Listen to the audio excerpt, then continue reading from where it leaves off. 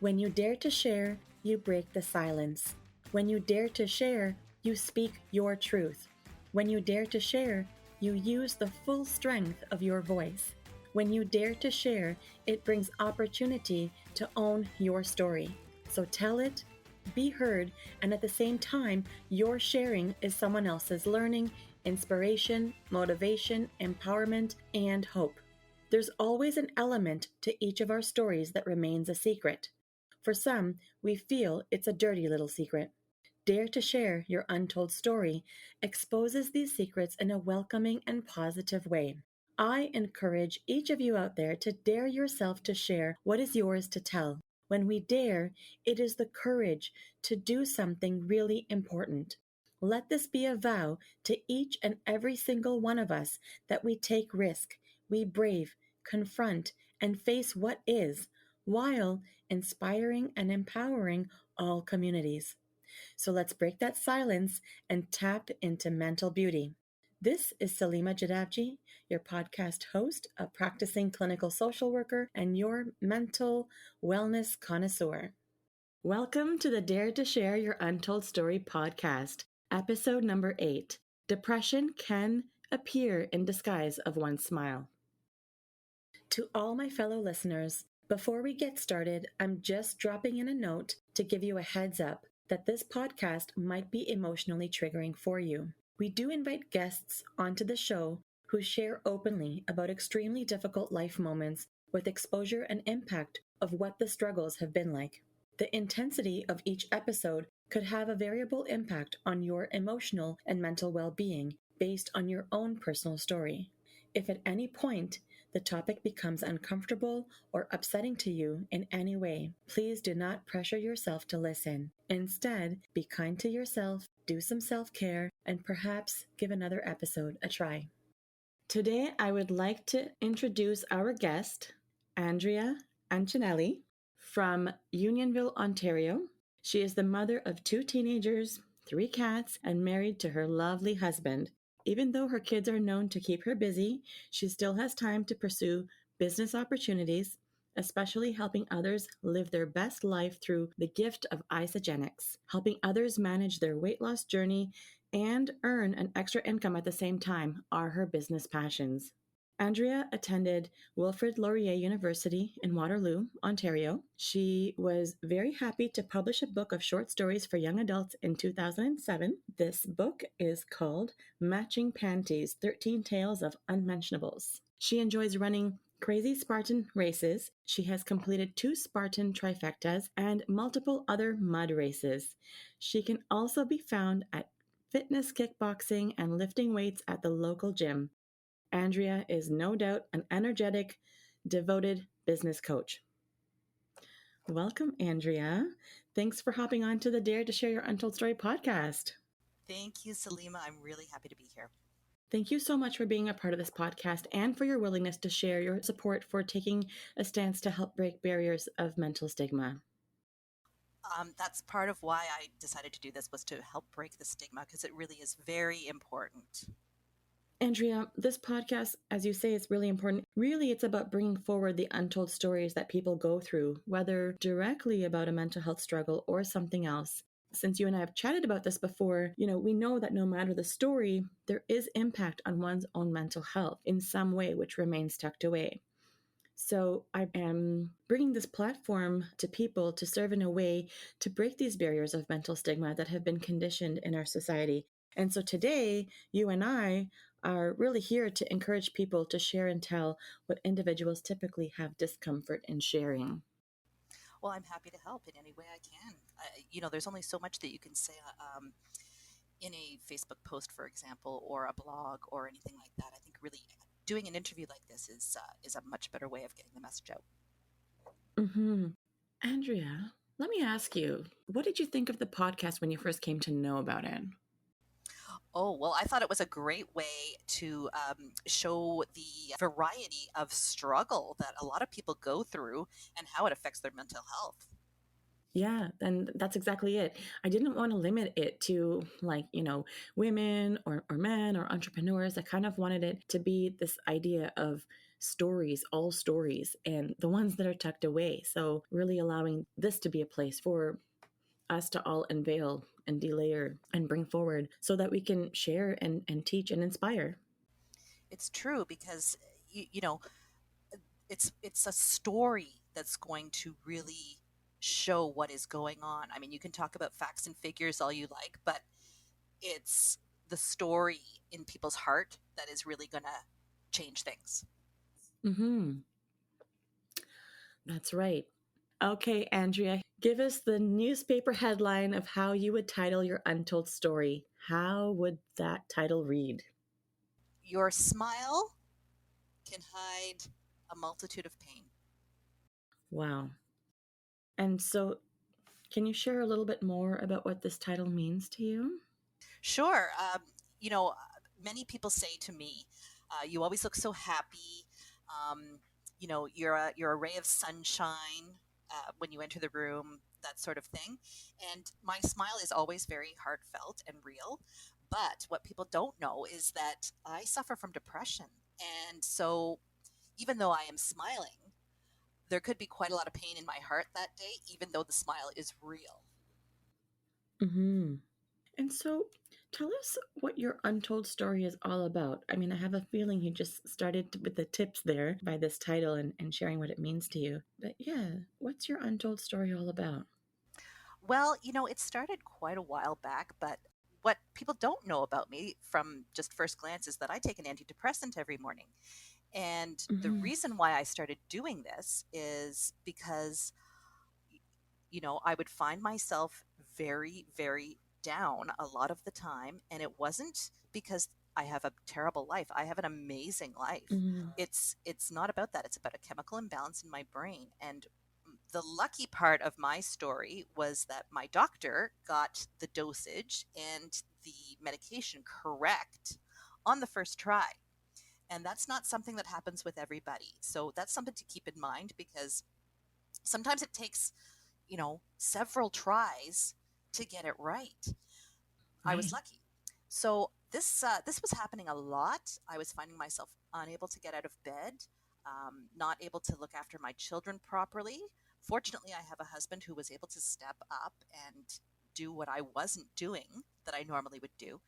And finally, I had a major breakdown in the middle of the schoolyard of my children's school, and Mm-hmm. I actually passed out while waiting for them to come out of school. And this happened because when I get depressed, the first thing that goes is my appetite. So I'm not Mm-hmm. starving myself. I just don't feel like eating. I certainly don't feel like making any food, that's for sure. So if something's not, ready in there, it's not going to happen. So I hadn't eaten in probably a day and a half, and Mm-hmm. I passed out. I blacked out, and I don't think I was out for very long. The people who helped me, there was a nurse, of course, amongst the mothers that were also there waiting for their children, and there was a doctor there too. The nurse is someone I knew, and she told me, oh, it wasn't even a minute. I don't think that I was passed out, but it seemed like a lot happened. Like to me, it seemed like a lot happened in that brief amount of time, even though I was Mm-hmm. just lying there. So I went on antidepressants after that, and it was really interesting at first because I remember the first night I was going to sleep, and you know that dreamy area between sleep and wakefulness. It Uh-huh. was it was like a kaleidoscope in my brain. So everything was blue, and then the next night everything was green. It was just like a kaleidoscope was taking place. It was actually kind of interesting. I didn't feel like I Uh-huh. was going crazy or anything. It was just an interesting light show in my head, and then it never happened again after that. So I enjoyed it while it happened, but Mm-hmm. it took about 2 weeks before I was really feeling better. But I did feel effects in about 4 or 5 days. So the whole point of this for me is that you don't necessarily have to have a crisis take place in the schoolyard Mm-hmm. for you to ask for help. Had that not happened, though, I might not ever have asked for help. Who knows? Uh, a lot of people think that this is just life and you just have to cope on your own, but you really don't. Right. And, as you tell your story of journeying through this depression, asking for help, and then getting that help for yourself, it seems as though it became clear in your mind. I want to get help now, like right now in this moment. Like you had your light bulb moment. I did. And most of that was because of my children, because, if they had come across me, you know, passed out, I mean, if it had happened, say it had happened on the way home and it was just them looking after me, that would have been really terrible. If it had happened 10 minutes after it happened, it would have been a big, like, it could have been a trauma for them forever. So Right. I'm happy that I'm happy that it happened where it did, so that there were adults around, and I mean there was also medical professionals around, but also that it didn't happen in their presence. Yes. I mean, that's definitely a blessing for you that your light bulb moment came at a time where, even though you were close to your children, they didn't see what had happened. Right. And I would like to go back to your mention of the antidepressant medication. Many of my clients will say when they start taking it, it doesn't really make them feel good, or, with the first day or two, the side effects perhaps were really intense and they chose not to continue. Did you experience anything like this for yourself? What was it like for you? I understand that your doctor got it right the first time and it worked for you. And while the medication was the right medication, did you have any experience like that where you were kind of considering to not take them or having side effects that was kind of making you feel like it's better if you just didn't take the medication?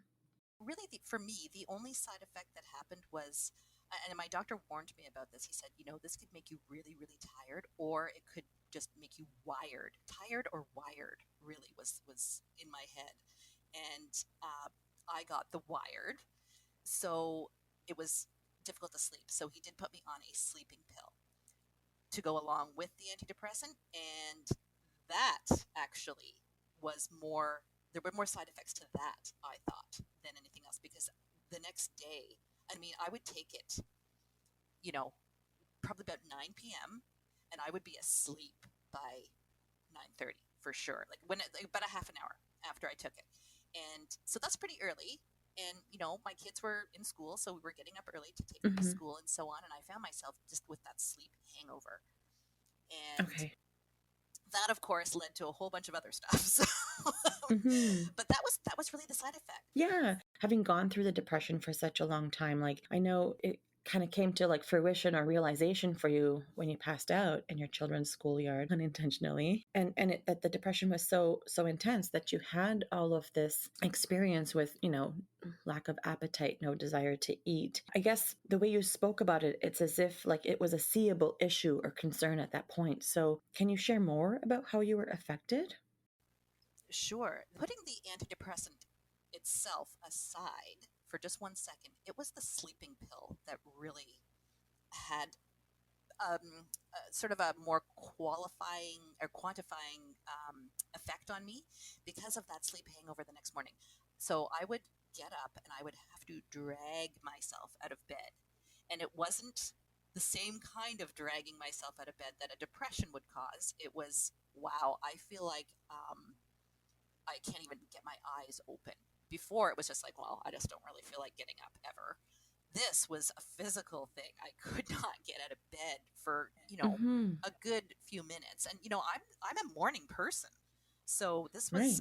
this was a thing for me that was not really acceptable. But what that led to, of course, I don't drink coffee, which I Mm-hmm. know some people can't even imagine, but I don't. Yeah, And I'm a coffee person. it's not. I'm not against coffee in any way. I love the smell of it, but the taste of it just it doesn't happen for me. So I turned to Red Bull, and if you are Mm-hmm. drinking Red Bulls, I really recommend you stop right now because they are full of sugar, full of chemicals, and all sorts of terrible other crap. But it worked. It did get me going in the mornings, Mm-hmm. but it just leads to a crash later on. A few hours later, I would Mm-hmm. be having this desperate crash on the couch. And so then, because I don't drink coffee, I would have pop. So I would have a Coke or something with caffeine in it, whatever it was. I'm I'm sad to say that, this kind of led my life for a while. And it was just bad for me. And of course, it led to weight gain and all sorts of other, crazy sugar related issues. So it was not a good thing. It was not a good thing. But my doctor Mhm. said, okay, we'll cut it in half. Take only half the pill. It still was too much, but I still couldn't get to sleep without it. So, what do? It was kind of a vicious circle of not being Mhm. able to sleep or being able to sleep, but then having all this sugar in my life. So I Mhm. definitely chose the sugar because I did want to be awake and in the mornings, and it just became a real problem. Mhm. So, Andrea, I don't even think that I even expressed a thank you for sharing that vulnerable aspect of your story of how you came to heads with taking steps to get help, and for you to share the details of going on the medication and your experience with the sleep and the sleeping pills. I'm curious if you recall when you first came to head with getting help, how you felt that first moment after you got help. Did you feel something different? Like, did you recognize anything different about yourself? You mean the first moment, like after I left the doctor's office? That kind of a first moment? Yeah, like, I guess when you had fainted in the schoolyard, obviously you were not aware. But I guess when you were at the doctor Right. and you left from there or just recognized that you got help, what was that feeling like for you? It was kind of a light at the end of the tunnel, a hopeful feeling, because I Mm-hmm. mean, I I didn't know how this was going to affect me, of course, because I hadn't ever done anything like this before. I'd never gone on any medication like this before, so I had no idea what was in store for me. But I do have a huge amount of trust in this particular doctor, Mm-hmm. and we kind of know each other. This is a small community here in Unionville, and so we sort of know each other, Mm-hmm. but not really. Mm-hmm. Like I know a bunch of his other patients, and so it became for me just a light at the end of the tunnel. There's hope. This might work, and it did. Mm-hmm. We use that statement often. Sometimes we talk about light at the end of the tunnel.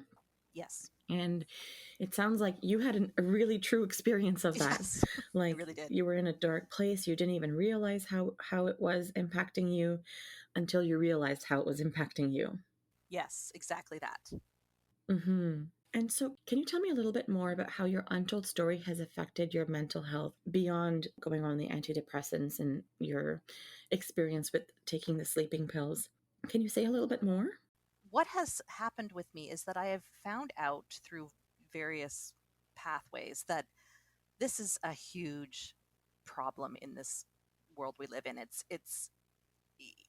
very common, and the realization of that, about not feeling so I guess alone, is Hmm. it was very important to the process, Hmm. because because there is such a stigma with mental illness. Hmm. It's not something that's talked about very often, whereas if you've got cancer, Hmm. for an example, uh, there's a lot of information out there, a lot. Yes. And I find that with mental illness, not even just depression, just anything, any type of mental illness, there's a lack, and it's because people don't want to talk about it. Yeah. Right. And that's why in this podcast, I'm daring people to share their Yes, stories. exactly, which is why I was quite happy to do it. Hmm. So, Andrea, while you were going through this, your mental health being affected, like this is like depression, a mental health concern. Do you remember what sort of symptoms that you experienced? Like, did you experience any crying spells? If you were to describe your mood, what would that have been like for you? I didn't have a lot of crying spells, actually. For me, it was more a lot of sleeping, Mm-hmm. and there was a lot of lying there staring at the wall or the ceiling or something along those lines. It was more like that. There wasn't a lot of crying. It was more an inaction Mm-hmm.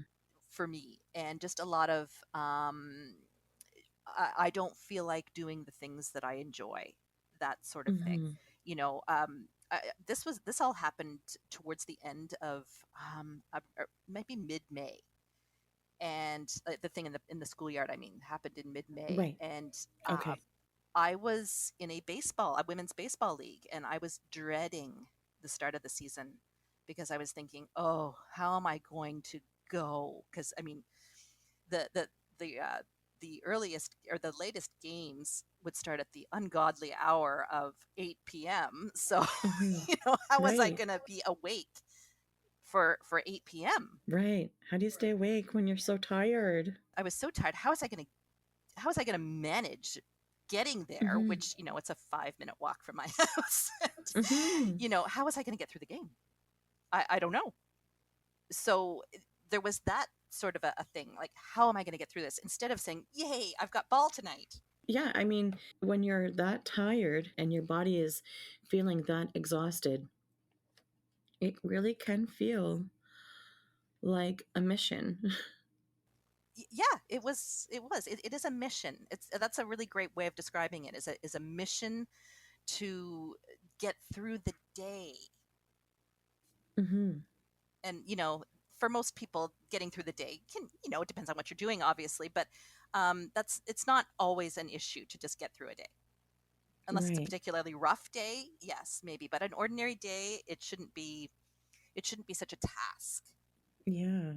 It also feels like when we talk about this from the angle of a mission, it also sounds a little bit like the impossible task when you're in the thick of depression.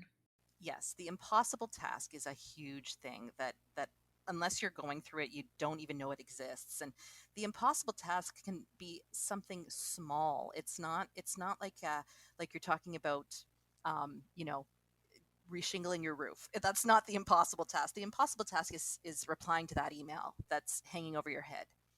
Um, the impossible task is making that dentist appointment finally after waiting forever. Those are the Hmm. impossible tasks, and you can't even describe why it's impossible. It just is. Right. Yeah, it's like you're not able to use logic No, to there's no fight, logic involved. right? And would you say that like this is what you're judged for? Like not you specifically, but when a person is going through depression, right? Clinical depression, Yep. and you're not able to fight. You Yes. can't use logic. Your body is exhausted. You have no feeling, desire. Like there's nothing there that's able to get you going. Do you feel like that's a process that people can be judged for? Definitely, because really, why is it so hard to make that dentist appointment? It shouldn't be, but it is, and of course you're going to be judged for that. I am very guilty of not answering emails, and sometimes it is because of the impossible task issue. It is Hmm. just way too much for me to reply to that email, and for some reason, I might be able to reply to 10 other emails, but that one is not. And like you said, there is no logic involved. There's no rhyme or reason to why that email is an issue. It's Hmm. probably some tiny issue that's tucked back in the middle of my head that I don't even realize. And you can be judged because some poor person out there is waiting for their email. So, Right. But it's also not laziness either, no, right? it's not laziness. I would love to just do that email and, eventually it will happen. It just Right. won't be that day, or it might not even be for a week. Who knows? But it will happen. And Hmm. it's not laziness because maybe I did 45 other things that day that Right. were not lazy. So it's It's so just interesting though. Yeah, it it's so is. interesting how the mood is impacted in this way, right? Like It is. It's fascinating, really. it's not laziness. The way you're describing it is there's nothing here. There's no energy left. I'm feeling fully depleted, AKA this is the impossible task. Yes. And it can happen. Like, I mean, it even still happens to me now sometimes, regardless of how much medication I'm on. Which it that the impossible task is just it's just insidious with depression, I think. Mm-hmm. Yeah, and I'm really glad that you're able to open up and speak about your perspective about this impossible task, because this is the very same feeling and description that has been told to me many a time in the therapy room by some of my clients, and I think it's so helpful to listeners to hear it from another person like yourself, someone who's journeyed through it, this experience. And, this impossible task, I think, is a great way of coining it. And I think I might use that term more in the therapy session. It could help clients better understand that it's not them, it's the depression, and to not judge themselves for it, even. True. Because, someone from outside is going to judge them, maybe, but they certainly shouldn't be judging themselves. Right. Because there is a big difference between, I mean, everybody has their lazy days. Whether you suffer from a mental illness or not, everybody has the lazy days, but there is a huge difference. Mm-hmm. And, you can tell when you have depression, you can tell the difference. Right. Yes. And I don't know how you tell the difference. It just is a difference. There is a difference. It's a subjective sort of noticing. Yes. And I think once you've identified something as an impossible task, Mm-hmm. it makes it easier to actually do it. Well, yeah, because now you've named it, so you've Yeah. taken it from an internalized process, and you've kind of put it in front of you. You have some clear focus about it. Right. Yeah, you bring it to your awareness. Andrea, we've talked so far about, your untold story, how you've been impacted, how it's affected you in different aspects of your life, how it's affected your mental health specifically. I'm curious, what part of your journey would you say that you're in? Would you say that you're looking back? Are you in the middle? Are you getting started? I'm definitely looking back. For the last, I don't know, 5 or 6, maybe in 7 years, I have been feeling really good. So I'm looking back. I mean, I still have days where I know that if I wasn't taking an antidepressant, that I would probably be lying in bed that day, but it's okay. Mm-hmm. I'm not lying in bed. And, I feel like I've got, a real purpose in life now. Mm-hmm. And, looking back at it, it seems like, it seems like something that happened a really long time ago, and it really wasn't that long. It was, yeah, I mean, it's been several years, but Mm-hmm. to me, it seems like another lifetime. Another lifetime. And being that it's another lifetime in your world, in your mind, what do you want to remember the process of your healing journey? There's a couple of things. Mm-hmm. After I had my second child, I had postpartum depression, and it wasn't the type where, I wasn't wanting to kill myself or hurt the baby or anything. I just Mm-hmm. wanted to go to sleep. And I know a lot of people who have a baby are very tired, Mm-hmm. Mm-hmm. and it's not unusual. In fact, if you aren't tired, there's something happening. So Yes. I was very, very tired, and I know it was postpartum depression. And I did start seeing a therapist.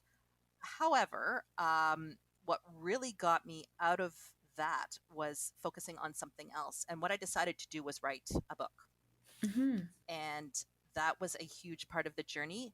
That book, not only did it get me going Mm-hmm. in terms of some healing, it was a huge distraction from anything that I was actually feeling, because I could sort of lose myself in the characters. Right. It's a productive distraction. Yes, yes. But a lot of the characters have an element of myself in it. So Mm. it was working through some things from the past that had happened, and um, doing that in a productive way. That's really brilliant. Well, thank you. I didn't really do it consciously. It was happening. No, like, I'm just, you're explaining this, and I'm just trying to walk it through in my mind, like, that you use different Hmm. parts of yourself, like, with these characters, and there's parts of you in these characters. What a way to sort of map it out, or just give yourself an opportunity to separate from it for a moment, but in a way where you're still connected, so you're able to put yourself in a different perspective. Yes. The nice thing about fiction is that you can do whatever you want with it. So, I can change the ending of the story. Mm-hmm. I can keep it the same if I want to. I can also work through whatever was going on. And it was something I'd always wanted to do anyway. So the idea of doing something that you've always wanted to do is a great thing for healing if you are able to do it. Right. Yes, and the idea of using imagination, right? So when we're writing fiction, well, I haven't written any, but when you are writing a book, and when you're writing about fiction and this idea of tapping into imagination, for a person who's going through depression, this is actually quite a very useful and therapeutic skill, because you're opening up to the possibility without owning that it has to be you or feeling like you can or cannot do it. It's just using your imagination. And then when you have your imagination, when it's set in motion, there's this opportunity to have openness and curiosity to feel out the character. Yes, for sure. Mm-hmm. That's a great way of describing it. This is fantastic. And, I'd like to ask you if there's anything else that you could share from the realm of what you're grateful for with encountering this journey through depression so far and journeying through resilience of all that you've overcome. I know that we spoke about the book and, the whole idea of just being able to ask for help. Is there anything else that you say that you're grateful for? I'm amazingly grateful for my husband because not everyone has a supportive spouse or a spouse at all Mm-hmm. when they're going through this. Uh, he really, he's just a gem on this earth, and even when I don't need help with anything, he's still helping me. So Mm-hmm. it's it's pretty amazing.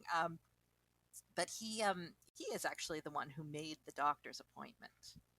So, who knows? That could have easily turned into an impossible task for me. Right. So I'm very grateful for him and everything that he has done. And, I'm grateful for my children just for existing because they certainly give you a reason to get up in the morning. Right. Even if you don't really want to, they certainly Mm-hmm. do give you a reason to get up in the morning, and they're good kids.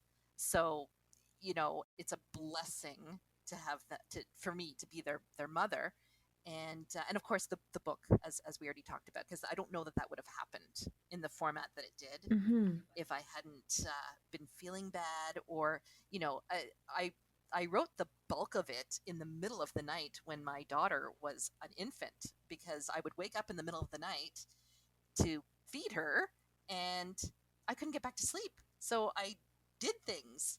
And one of them was writing the book. I would do a lot of the editing in the middle of the night, Right. and then the following afternoon I would do the edits by just handwriting, Right. and then I would put them into the computer the next afternoon while she was napping. Mm-hmm.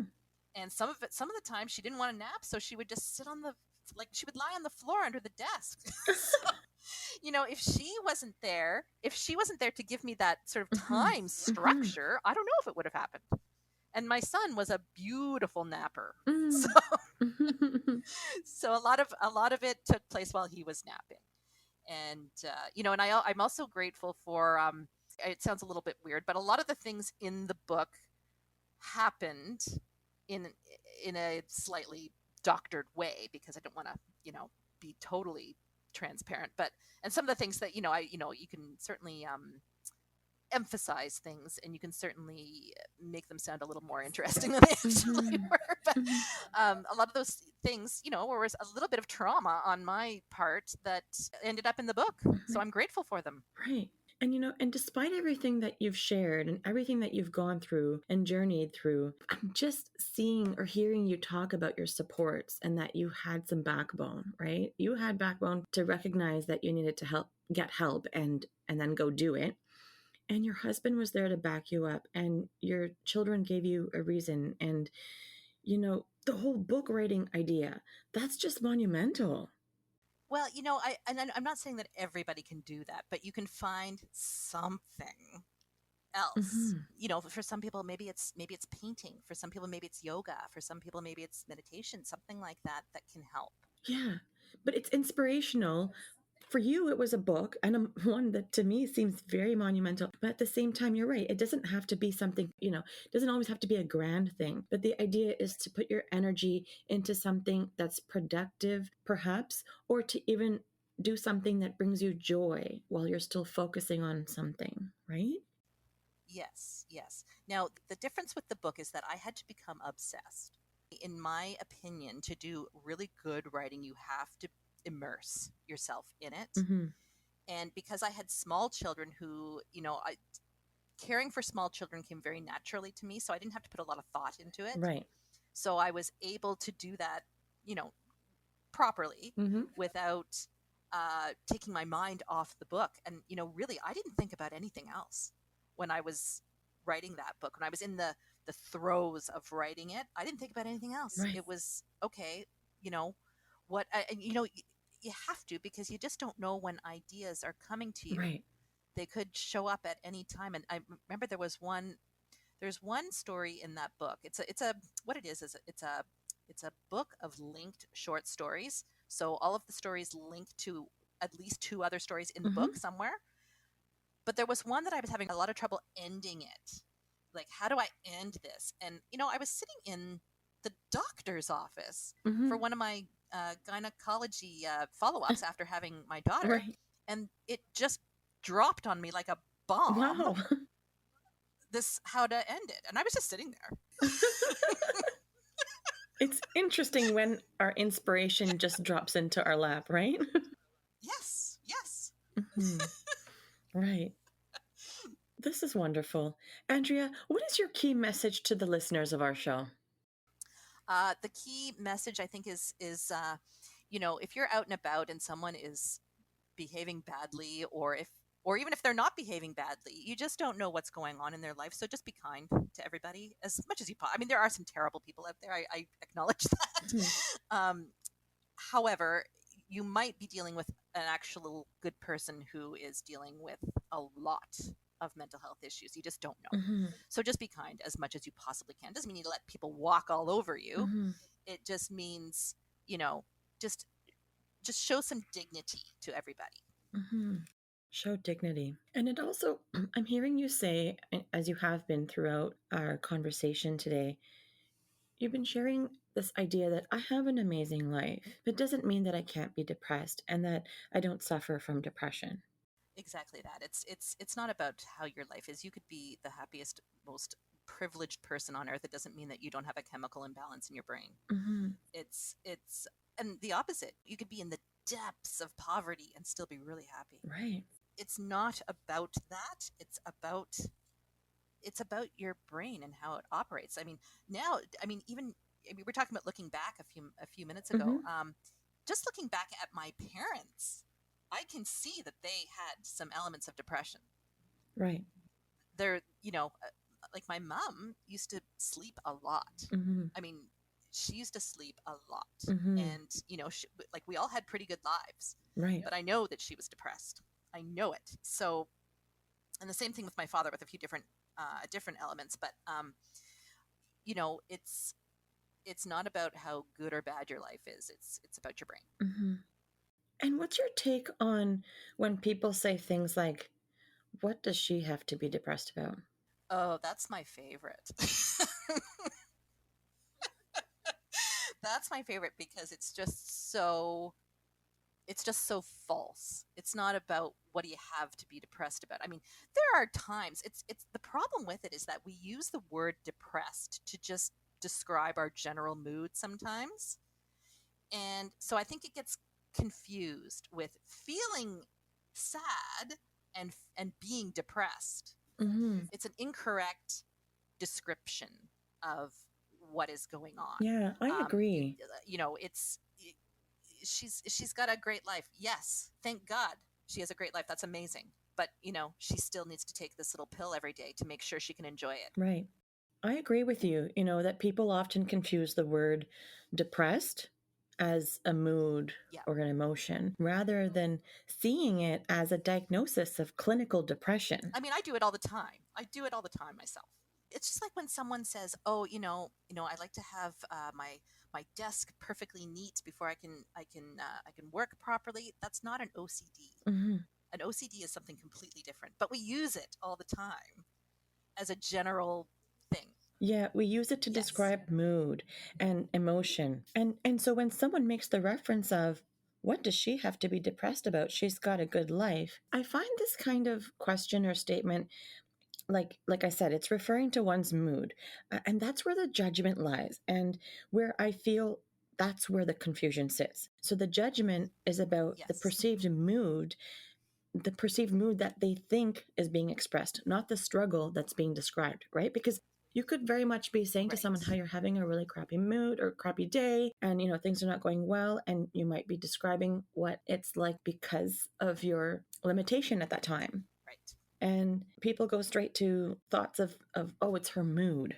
Right. I feel like because we live in a very abundant country, people may say, "Oh, we've got nothing to complain about," which I agree with on certain terms. I do. Like we've got plenty of clean water, for example.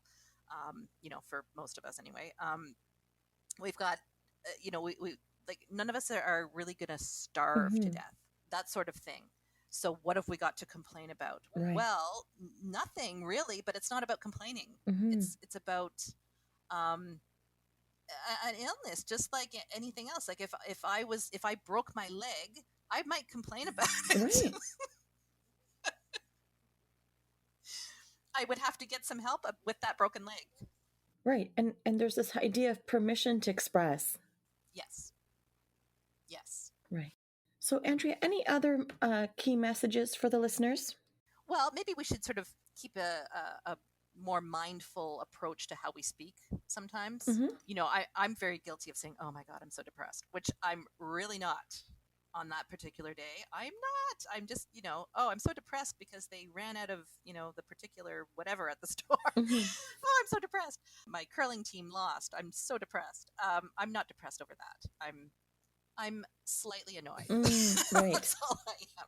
So maybe just be a bit more mindful of how we speak and how we use certain words because, they really do matter. Language matters And for sure. it's language does matter. And I mean, it's not just about this, it's about a lot of other things. And I mean, it's very difficult for people to constantly be on top of themselves about how they speak Mm-hmm. because it's just not the way we operate. But, over time, I think we can improve. Right. Absolutely. And any other advice? Any other messages to the listeners? If you are feeling unwell, it's not a sign of weakness to ask for help. It is a sign of strength. And I know that's a huge cliche, but it's so true. Yeah, it's a Uh, step you forward to know, wellness. it is. And, if you have any desire to speak to someone, there's a lot of really great people out there who can help. Not every therapist or psychiatrist is created equal. Mm-hmm. It's kind of like with the medication. You might not find the right one on the first try. Mm-hmm. It doesn't mean you can't try somebody else because there will be a fit out there for you somewhere. And the other thing is that with medication, um, I think a lot of people feel like their all their emotions will go away if they go on an antidepressant, which is not true. Mm-hmm. I still am able to feel a huge amount of joy, Right. and real sadness. Mm-hmm. I'm absolutely able to do that. So, it's it just helps, and don't be afraid to ask for help. Yeah. Asking for help, it's a step forward. No one needs to go through it alone, and it doesn't have to be a secret, especially not a shameful one. Exactly. And I also find when individuals ask for help, kind of when you were saying, it's a sign of strength, I also feel like it's a sign that they're removing one barrier or obstacle in front of them. And the mask is being peeled off. And that's when owning of your truth happens. So no more disguising or discounting yourself. Right. And if you do find yourself in a doctor's office, um, don't be afraid to tell it like it is because they have heard it all before. You really can't shock a doctor. I Mm-hmm. don't think so. Don't be afraid to say it as it is because if you don't, Mm-hmm. I mean, they can only work with what you tell them, first of all. Right. And secondly, you have a much better chance of getting the correct treatment if you are telling it all. Mm-hmm. Absolutely. It's a dual process. So you're the expert of you, and the doctor's the expert in medicine. So if you work together, you Yes. can sort of be on the same path.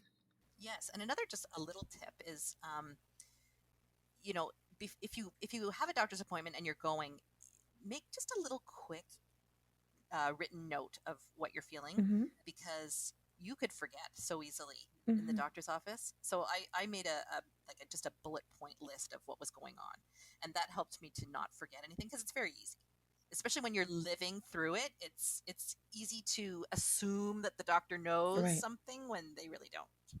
Right. Yeah, these are really great tips for the listeners. And there's one that I'd like to add, and I think it's just because I've been hearing you talk a lot about, basic physiological things from your experience, right? Yep. So eating food, sleeping, Yes. hydrating, right?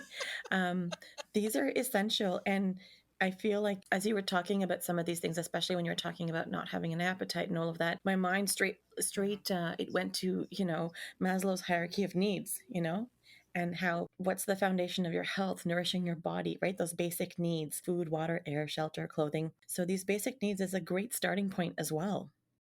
Yes, and as much as possible, if you can eat healthy food, it's definitely, it does make a difference. You might not feel like it, Hmm.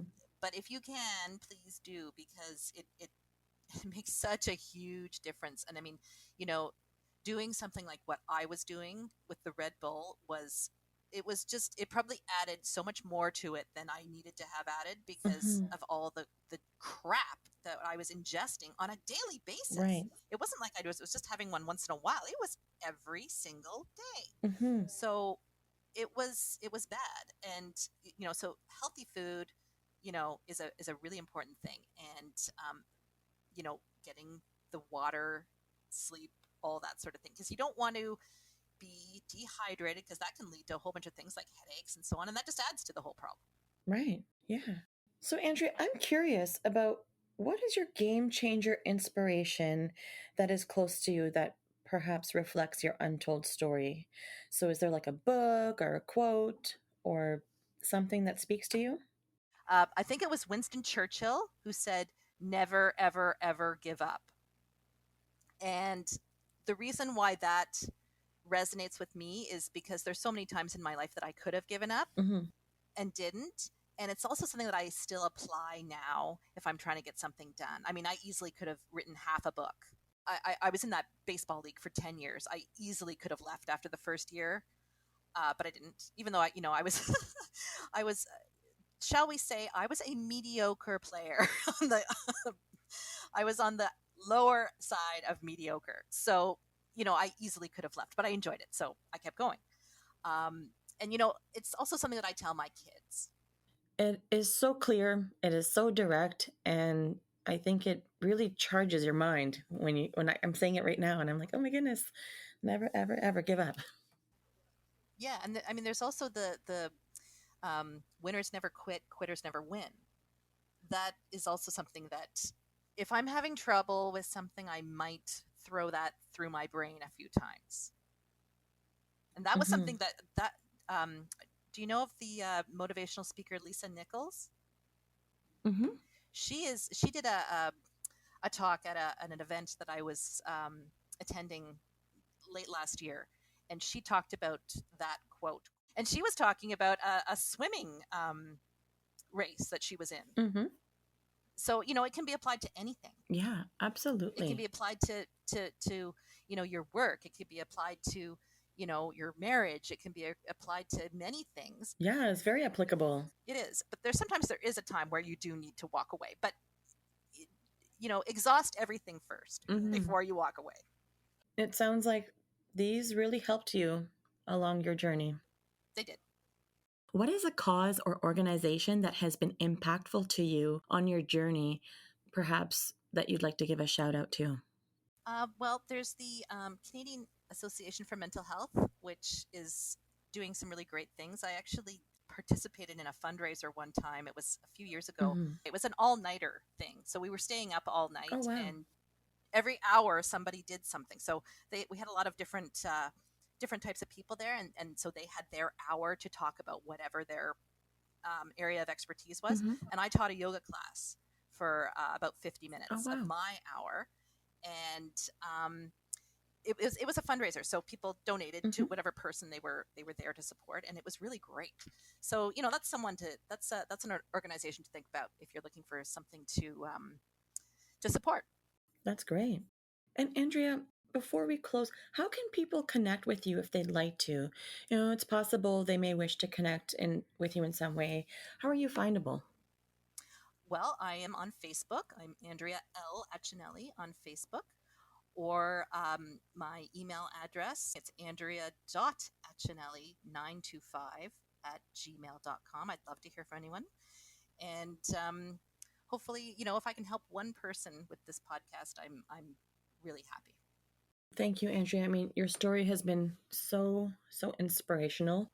I also have a Facebook group that focuses on healthy lifestyle choices, exercise, healthy recipes and that sort of thing. Yeah, what's that called? It's called Happy and Healthy You. Happy and Healthy You. Okay. So, Andrea, you've just dared yourself to share. Congratulations. It's been such a great experience having you on the show. And, thanks again for your willingness to do this. It's, not only are you such a ball of energy, but every time I heard you laugh, got to tell you, it was contagious. I had to try to stay quiet. Well, that is wonderful to hear. And, it was my pleasure to do this. If I can help anybody, that will add to my purpose on this earth. And you really have a way to speak about such a serious and important aspect of mental health when we're talking about depression. And you spoke about it in a way that it was fun and lighthearted, yet no part of it was discounted or made small. It's a fine line between lighthearted and totally glib. It's you want to take it seriously, but you don't want it to be a drag. Of course. Otherwise, no one's going to want to listen to it. And so thank you, Andrea, for being a part of Dare to Share Your Untold Story and helping to be a voice in breaking down the barriers of mental stigma. I hope that we can continue to encourage others to come forward and tell a story of their own. Thanks so much for having me, Salima. This has been a pleasure. Oh, it's been such a pleasure.